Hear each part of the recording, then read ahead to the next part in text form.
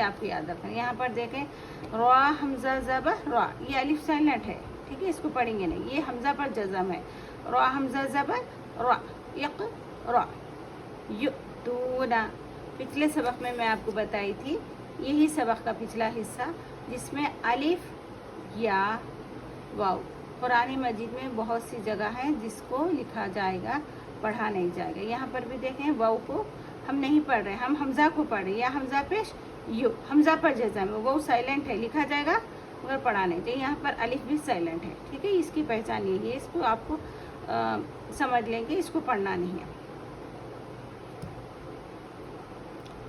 یؤتونا, یؤتونا, جی دیکھیں جی, جی میں جھٹکا ہو رہا ہے کیونکہ جیم حمزہ سے جی جھٹکے سے پڑھنا ہے, ہجے میں بھی اور رواں میں بھی.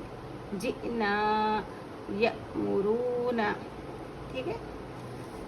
ہم کون سا قاعدہ پڑھ رہے ہیں؟ ہم لوگ جزم کا قاعدہ پڑھ رہے ہیں, جزم کا دوسرا قاعدہ پڑھ رہے ہیں. پہلا قاعدہ کون سا ہے؟ یہ والا ہے, تختی نمبر 11. یہ جزم کا دوسرا قاعدہ ہے, ٹھیک ہے.